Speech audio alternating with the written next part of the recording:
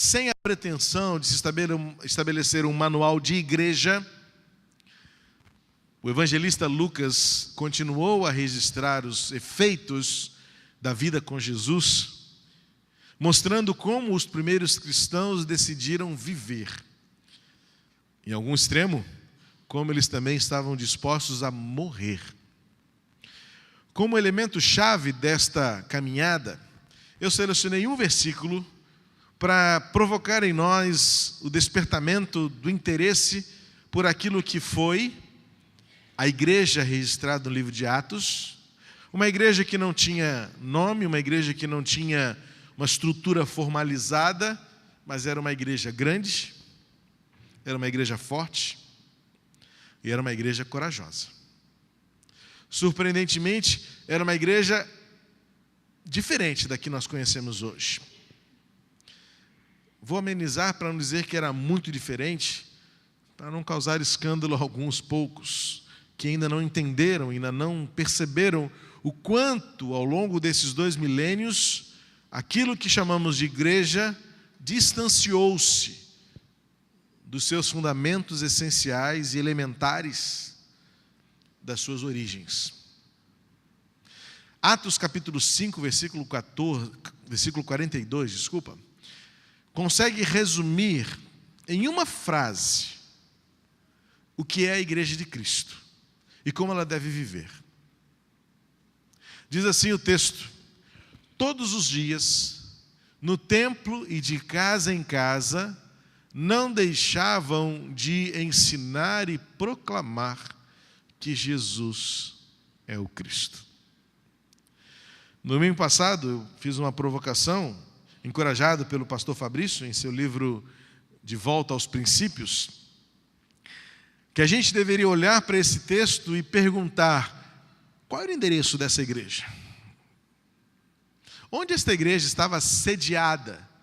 Já que hoje em dia o que mais se fala é de igreja sediada, e eu não sei se você já ouviu, mas existe uma expressão criada recentemente da igreja multissediada. Ou seja, um determinado nome, uma determinada marca, e eu não tenho como também amenizar esta realidade.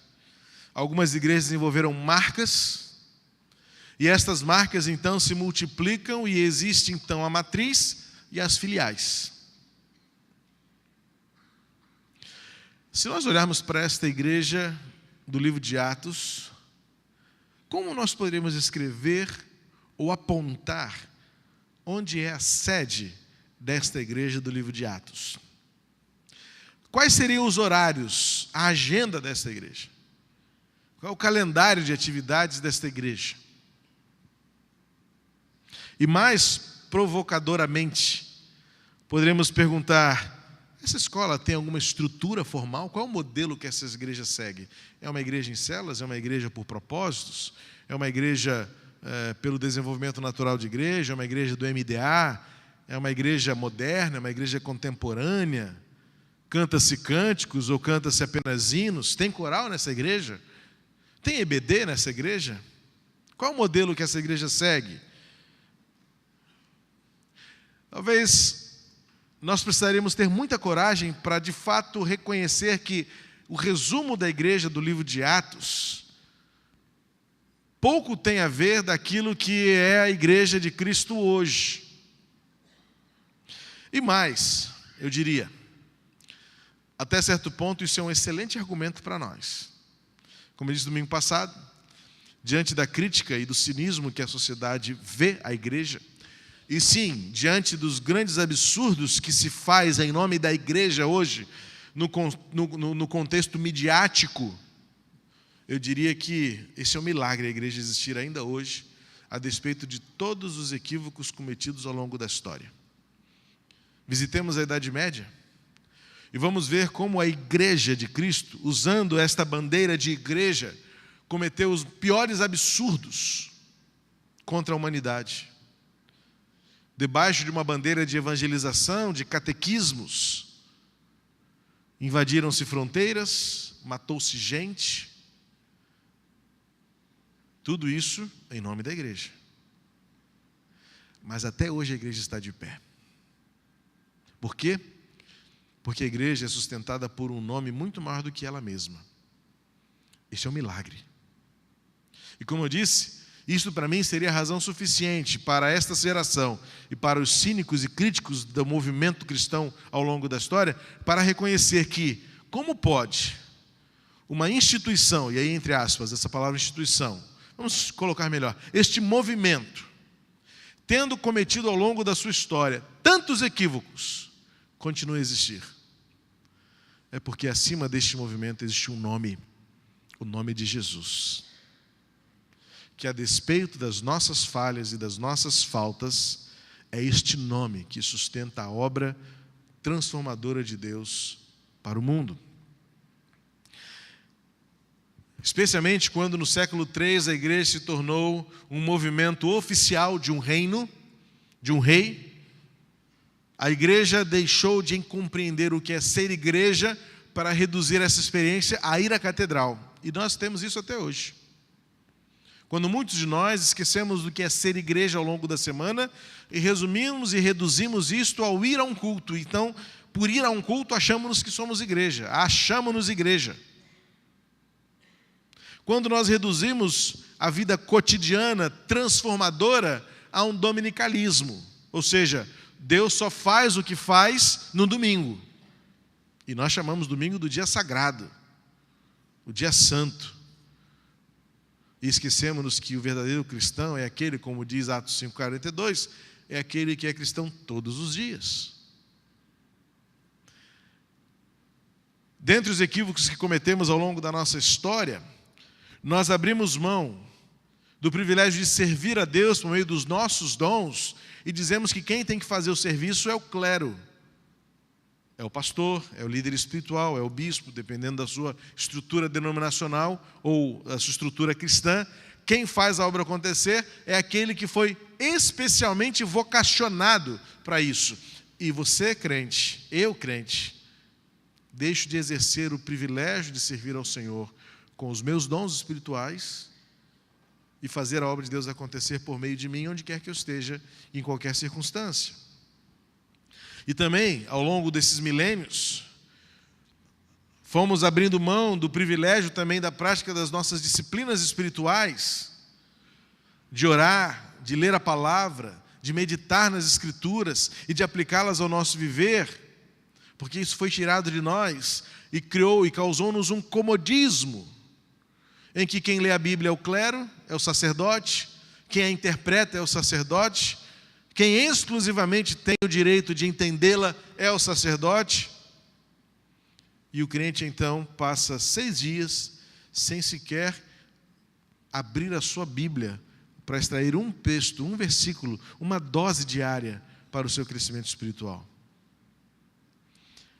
Mais do que nunca, é necessário recuperar aquilo que se perdeu.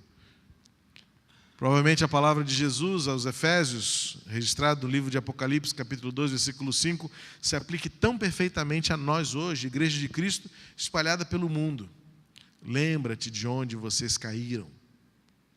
Arrepende-se. Volte. Pratique aquilo que você deixou de praticar lá no princípio. E aí então, no princípio, no início de tudo, havia uma igreja. No início de tudo havia uma igreja que era grande, mas não tinha templo. Não tinha endereço fixo. Era forte, mas era perseguida. E era corajosa, mesmo tendo de enfrentar tanta oposição. Que igreja era esta? Domingo passado vimos que era uma igreja que vivia na base da oração. Vimos também que era uma igreja que reconhecia a autoridade absoluta das Escrituras. Tudo aquilo que ela era e tudo aquilo que ela ensinava era exclusivamente fruto da autoridade da palavra de Deus em suas vidas. E mais, era uma igreja que tinha sua evangelização contextualizada. Vimos em vários textos bíblicos, e não dá para repetir todos agora, porque estou fazendo apenas uma recapitulação, mas está no nosso canal da internet, a mensagem completa. E ali eu cito bem os textos, mostrando que o evangelismo não era uma série de conferências, O compartilhamento do Evangelho não era no domingo à noite, esperando o pastor fazer apelo após a mensagem. Eram aqueles crentes falando do amor de Deus aos seus vizinhos, eram profissionais indo trabalhar com profissionais para falar de Jesus no meio do seu trabalho, eram homens e mulheres aproveitando todas as oportunidades no seu cotidiano, por meio dos seus relacionamentos, para mostrar que aquilo que eles estavam vivendo era uma alegria incomparável por meio de Jesus. Princípios. Não está aqui uma metodologia estabelecida, mas princípios. Uma igreja forte, grande e corajosa, que aprendeu a viver por meio da oração, que tinha nas Escrituras a autoridade sobre tudo aquilo que ela era e fazia, e que tinha nos seus relacionamentos o meio mais eficaz e efetivo de compartilhar o amor de Deus. Sem formalismos, sem rituais, apenas relacionamento, onde as pessoas viam em nós, viam naqueles crentes, o entusiasmo por amar a Jesus. E hoje eu quero compartilhar mais 3 princípios desta igreja que movimentou-se, desta igreja que cumpriu a missão, de uma igreja que revela-se apresentada no livro de Atos dos Apóstolos como uma igreja forte, grande e corajosa, e bem diferente daquilo que nós temos construído hoje. Mas o desafio que eu aceito é encarar a grande tarefa de voltar atrás e de reconstruir, e como diz o livro de Apocalipse, praticar o que fazíamos lá no princípio. Alguns textos bíblicos nos mostram que esta igreja, ela tinha no seu dia a dia uma doutrina muito sólida. Atos 2 vai mostrar que Deus fez com que aquele primeiro povo se reunia para aprender o ensino dos apóstolos. Quem eram os apóstolos? Aqueles que caminharam e viram Jesus. E eles passaram os primeiros ensinamentos. E eles reproduziam esses ensinamentos. E alguns textos, como por exemplo, no capítulo 2, a partir do versículo 14, nós vamos ver no que baseava o ensino e a pregação daqueles apóstolos que formaram e fundamentaram uma geração inteira de crentes corajosos, de crentes firmes e fortes no seu modo de viver. Vou pedir a ajuda da nossa equipe de mídia para projetar esses textos que estão aí em nosso esboço, para que você perceba e veja como é que os apóstolos tinham nas Escrituras a solidez da doutrina. Então Pedro levantou-se com os 11 e em alta voz dirigiu-se à multidão: homens da Judéia e todos os que vivem em Jerusalém, deixem-me explicar-lhes isso. Ouçam com atenção. Estes homens não estão bêbados como vocês supõem, ainda que seja 9h da manhã. Ao contrário, isto é o que foi predito pelo profeta Joel. Nos últimos dias, diz Deus, derramarei do meu espírito sobre todos os povos. Os seus filhos e suas filhas profetizarão, os jovens terão visões, os velhos terão sonhos. Sobre os meus servos e as minhas servas derramarei do meu espírito naqueles dias, e eles profetizarão. Mostrarei maravilhas em cima no céu e sinais embaixo na terra, sangue, fogo e nuvens de fumaça. O sol se tornará em trevas e a lua em sangue, antes que venha o grande e glorioso dia do Senhor. E todo aquele que invocar o nome do Senhor será salvo. Israelitas, ouçam essas palavras.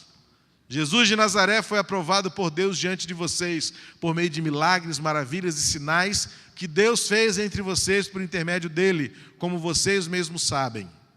Este homem lhes foi entregue por propósito determinado e pré-conhecimento de Deus, e vocês, com a ajuda de homens perversos, o mataram, pregando-o na cruz.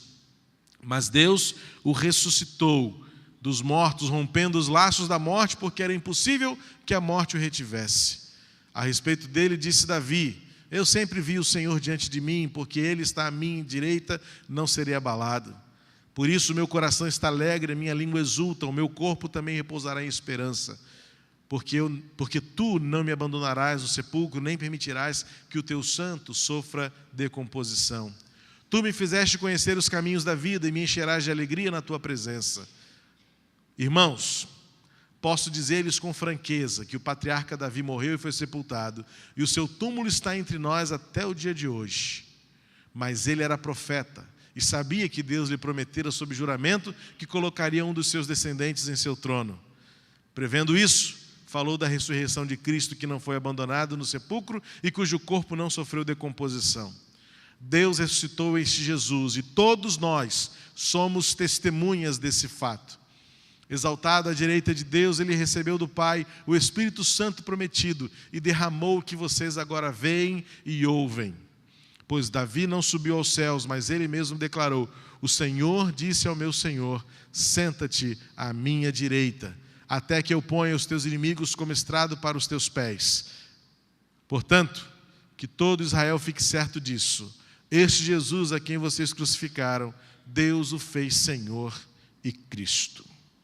Neste sermão, o apóstolo Pedro, ele está ensinando uma doutrina solidificada, porque o que ele fala não é teologia, o que ele fala não é filosofia, o que ele fala é escritura. Ele começa a explicar àqueles homens o que havia acabado de acontecer quando o Espírito Santo desceu sobre aquela multidão. E diz o texto nos primeiros versículos que como que labaredas de fogo sobre a cabeça de todos eles. Eles falavam em línguas, cada um na sua própria língua, e todos entendiam em sua própria língua. E então a murmuração e a suspeita, a especulação foi: estão bêbados já agora? E então Pedro toma a palavra e diz: não, eu preciso explicar a vocês o que está acontecendo. E Pedro então prega, ele baseia a sua pregação no profeta Joel, depois ele explica e usa o rei Davi para mostrar que tudo aquilo já estava previsto. Uma doutrina sólida, que ensinava o cumprimento das Escrituras. A igreja do Novo Testamento, a igreja do livro de Atos, ela fundamentava o seu ensino essencialmente nas Escrituras e tornava esta doutrina sólida, firme diante de todas as intempéries. Ao mesmo tempo que era uma mensagem simples, não era uma mensagem simplista, porque não facilitava. Veja que Pedro e também os outros textos que estão aí apresentados nesse esboço vão mostrar que os apóstolos e os primeiros cristãos não tinham timidez em dizer e apresentar que Jesus Cristo é o único caminho. Eles não relativizavam a esperança, não relativizavam a fé e não relativizavam a experiência com Jesus. Suas pregações não eram debates teológicos. Isto é coisa recente, de alguns séculos para cá. Nos primórdios, lá no princípio, o que norteava a atitude daqueles cristãos era uma doutrina simples, mas profunda, de dizer: as Escrituras se cumpriram. Nós precisamos ajudar vocês a viverem o Evangelho de Jesus. Todas as vezes que o apóstolo Pedro, o apóstolo Paulo, ou outros, Tiago, João, se levantavam diante da multidão, ou mesmo reunidos em casas, como nas epístolas pastorais, as epístolas apostólicas, o intuito era fazer com que aqueles crentes vissem que as Escrituras eram vivíveis, eram praticáveis, eram viáveis, mas não um evangelho distante, utópico, não uma realidade fantasiosa. A doutrina sólida daqueles primeiros cristãos é que deu a eles a coragem para enfrentar todo tipo de intempérie, porque eles sabiam no que criam. Seus olhos viram, mas acima de tudo, os seus corações criam que Deus é poderoso para cumprir todas as suas promessas apresentadas no Antigo Testamento. Queridos, ao longo da nossa história, a história do cristianismo, foram tomados desvios e atalhos para tentar transformar o Evangelho claro e objetivo em algo fantasioso e para o nosso bem-estar. Hoje vende-se um Evangelho barato, de promessas, de alívio, mas não se fala da solidez de uma doutrina que é o cumprimento do Antigo Testamento na pessoa de Jesus Cristo. E a dureza, como Pedro fala nesse discurso que lemos em Atos 2, quando ele diz: é importante que vocês saibam que vocês crucificaram Jesus. E Pedro termina com uma denúncia: saibam que Deus transformou este que vocês crucificaram em Cristo e Senhor, e não há outro caminho senão Ele. Por isso, o segundo princípio que norteava esta igreja forte e corajosa era a anunciação de que apenas e tão somente Jesus Cristo é Senhor. Toda a mensagem, todo o ensino, todo o discipulado daquela igreja não era algo meramente humanista, não era algo para trazer o alívio, mas este alívio era a consequência de uma entrega, de uma obediência, da compreensão de que Jesus Cristo é o único caminho. Foi o que foi revelado, por exemplo, no capítulo 17, versículo 18. Peço a ajuda da nossa equipe aí, já no finalzinho dos textos. Capítulo 17, versículo 18. Quando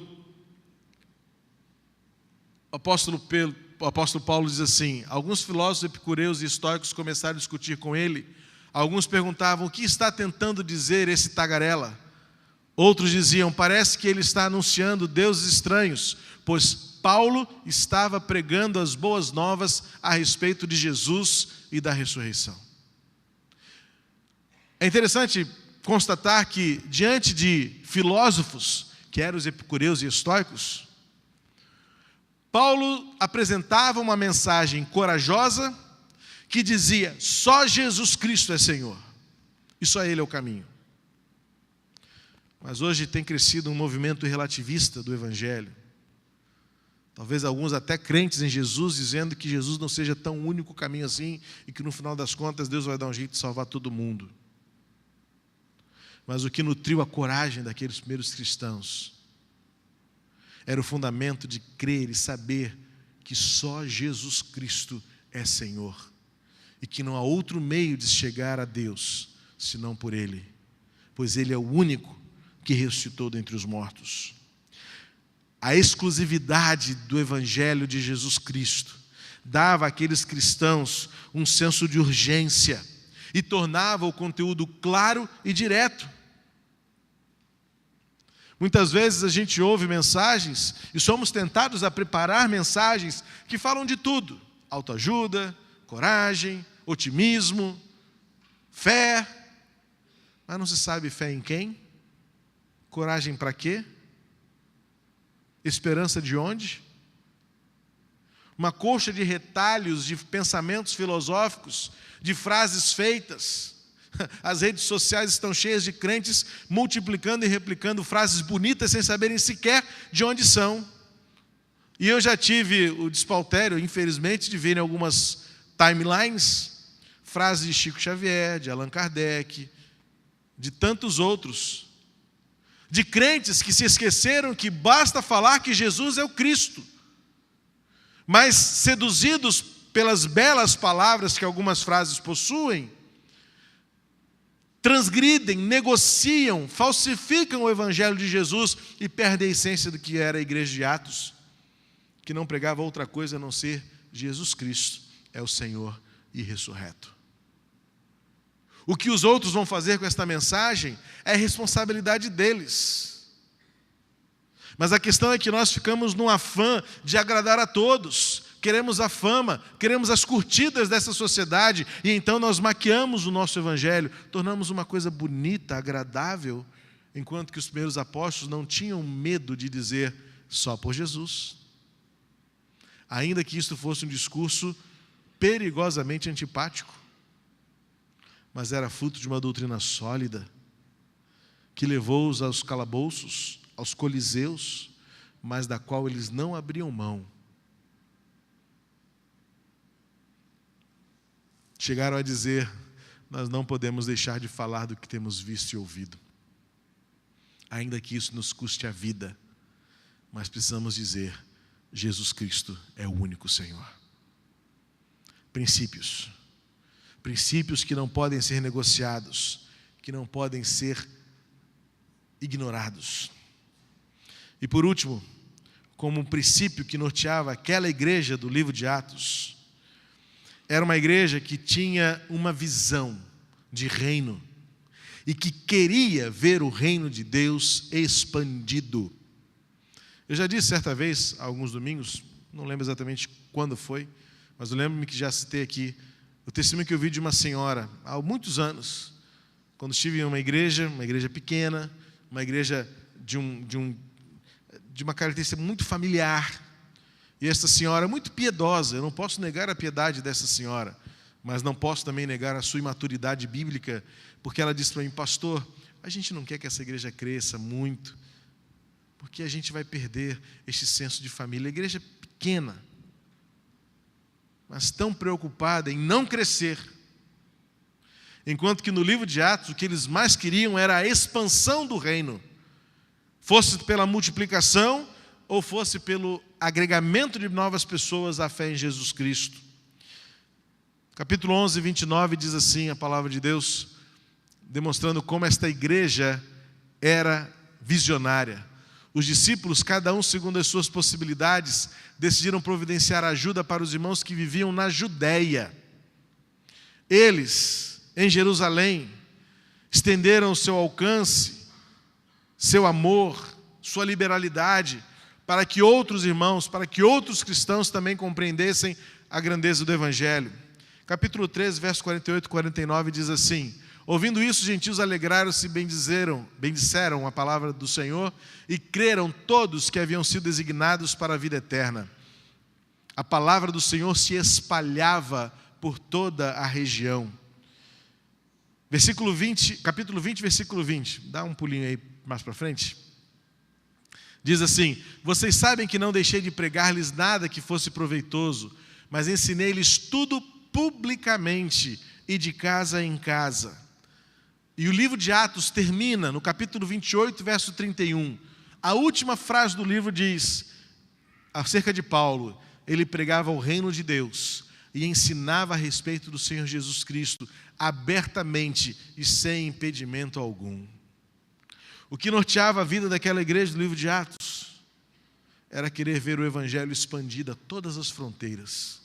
E enquanto houver vida, viver para pregar, viver para anunciar, viver para testemunhar, viver para falar. Uma igreja que não vive para si mesma, uma igreja que tem os seus olhos voltados para todas as direções, além dos seus muros, além das suas fronteiras. Uma igreja que multiplica vidas, uma igreja que olha para si e diz: este tamanho não está bom, que surjam 2, 3, 4, que outros saibam de Jesus, que outros vejam Jesus em nós, que outros venham a crer em Jesus. Mas muitas vezes nós estamos tão fechados nos nossos pequenos grupos e não estamos desejosos de que outros saibam que Jesus é o Senhor. Nós precisamos revitalizar os princípios que nortearam a igreja do livro de Atos. Uma igreja que tinha os seus olhos voltados para fora, que tinha o interesse e o propósito de multiplicar vida enquanto viviam. Uma igreja que por onde passava, plantava igrejas. Uma igreja que por onde ia, deixava igrejas. Uma igreja que fosse de casa em casa, e de casa em casa fosse multiplicando vida, multiplicando igreja, multiplicando família, multiplicando a palavra de Deus. Portanto, uma igreja grande, forte e corajosa, à luz do livro de Atos, é uma igreja que tem a sua doutrina sólida, que não se deixa levar por modismos, que muito mais do que teologia, prega a Bíblia. Por mais simples que seja a mensagem, cumpre na nossa vida aquilo que Deus prometeu. É uma igreja que prega exclusivamente o Evangelho de Jesus Cristo, que tem no Evangelho de Jesus Cristo a essência do seu ensino, a essência do seu poder. E por último, uma igreja que crê na expansão do Evangelho, do reino de Deus, independentemente da circunstância, independentemente do local, independentemente do tempo. Uma igreja em movimento que cumpre a missão. É uma igreja que vive pela oração, que reconhece a autoridade das Escrituras, que tem nos relacionamentos a sua maior força evangelizadora. É uma igreja que tem doutrina sólida. É uma igreja que crê na exclusividade do Evangelho de Jesus. E é, por último, uma igreja que cresce, porque crê que o reino de Deus precisa continuar se expandindo até hoje e até que Cristo volte. Esta é a igreja que queremos ser. Mais uma vez, neste tempo, para esta hora, uma igreja que está em movimento para cumprir a missão. Uma igreja que ainda hoje continuará sendo uma igreja grande, uma igreja forte e uma igreja corajosa. Venha o que vier, aconteça o que acontecer, seremos a igreja que agrada o coração de Deus. É o meu desafio. É o desafio que eu desejo para você. Igreja de Jesus Cristo, que se chama hoje pelo nome Igreja Batista do Meia, em nome de Jesus. Você pode fechar os seus olhos e baixar sua cabeça em oração, dedicar a Deus este tempo de reflexão e colocar diante do Senhor a sua vida. A partir do domingo que vem nós vamos avançar no estudo do livro de Atos. Nós vamos agora ver como isso se tornava prático. Vimos os fundamentos e agora vamos ver a prática. Como é que aquela igreja vivia? Como ela enfrentava as circunstâncias? Como ela caminhava? Como ela tomava decisões? A igreja de Jesus Cristo em movimento, cumprindo a missão hoje, expandindo o reino de Deus aqui.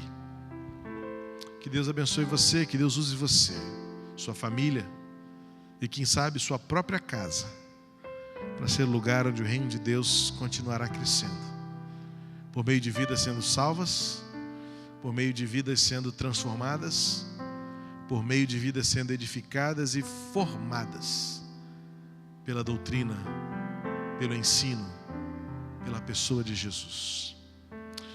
Pai querido, obrigado porque naquele início de tudo, lá no princípio, o Senhor movesse o teu Espírito sobre a vida daqueles primeiros cristãos. E eles entenderam o que significa obedecer, o que significa servir, o que significa testemunhar, viver para a tua glória.